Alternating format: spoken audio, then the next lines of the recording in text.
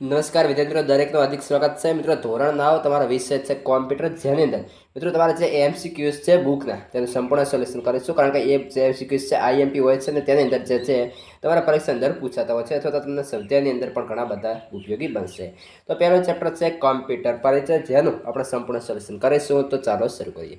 મિત્રો, નવા અભ્યાસક્રમ આધારિત અને નવી બુક આધારિત આપણે સંપૂર્ણ સોલ્યુશન જોવાના છીએ, સંપૂર્ણ સારી રીતે, જેથી કરી ચેનલને સબસ્ક્રાઇબ કરી તમારા મિત્રોને પણ અવશ્ય પણ શેર કરશો. મિત્રો, તમારા જે છે દરેક ચેપ્ટરના સોલ્યુશન જે છે સંપૂર્ણ લિંક ડિસ્ક્રિપ્શનમાં મળી રહેશે.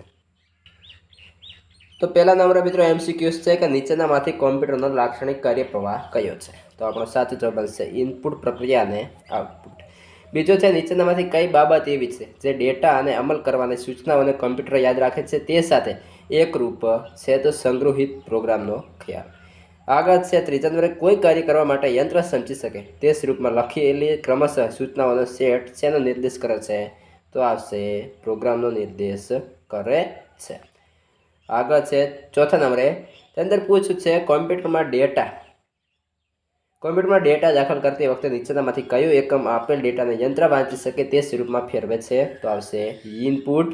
નીચેનામાંથી કમ્પ્યુટરની મેમરી શેનો સંગ્રહ કરે છે? તો ડેટાનો પણ કરે, પરિણામ પણ સાચે અને સૂચનાઓ પણ આપે, એટલે કે સાચો જવાબ બનશે આપેલ બધા વિકલ્પ. છઠ્ઠા નંબર છે નીચેનામાંથી મેમરીનો કયો પ્રકાર મોઘો, ઝડપી અને કદમાં મર્યાદિત હોય છે? તો પ્રાઇમરી મેમરી. આગળ છે સાતમા નંબરે પ્રાઇમરી મેમરીનું બીજું નામ શું છે? તો અસ્થાયી મેમરી. આઠમા નંબરે નીચેનામાંથી સેકન્ડરી મેમરીની કઈ લાક્ષણિકતાઓ છે? તો પ્રાઇમરી મેમરી કરતાં સ્થાયી અને ધીમી. આગળ છે 9 હાર્ડ ડિસ્ક અને કોમ્પેક્ટ ડિસ્ક એટલે કે સીડીએસ નીચેનામાંથી કયા પ્રકારના એકમમાંનું ઉદાહરણ છે? તો સેકન્ડરી. આગળ છે 10મા નંબરે નીચેનામાંથી કયો એકમ ગાણિતિક અને તાર્કિક ગણતરી કરે છે? તો ગાણિતિક અને તાર્કિક એક. નીચેનામાંથી કયો એકમ સૂચનાઓના અમલનું સંચાલન અને કોમ્પ્યુટરના અન્ય ભાગોના કાર્યો ઉપર નિયંત્રણ કરે છે? તો આવશે કંટ્રોલ. એએલયુ અને કંટ્રોલ યુનિટનું સુસંગઠન શું બનાવે છે? તો સેન્ટ્રલ પ્રોસેસિંગ યુનિટ. આગળ છે નીચેનામાંથી કયું આઉટપુટ એકમનું ઉદાહરણ છે? તો પ્રિન્ટર. કોમ્પ્યુટરનો કયો ભાગ કોમ્પ્યુટરના મગજ તરીકે ઓળખાય છે?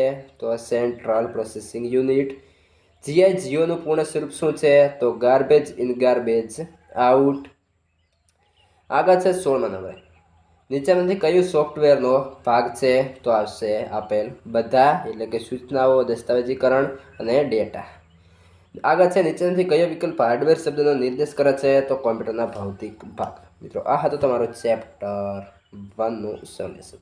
આગળના આવા જે પણ ચેપ્ટર છે એનું સંપૂર્ણ સોલ્યુશન આ વિડીયો ડિસ્ક્રિપ્શનમાં મળી રહેશે. તે ઉપરાંત ચેનલના પ્લેલિસ્ટમાંથી પણ મેળવી શકો છો.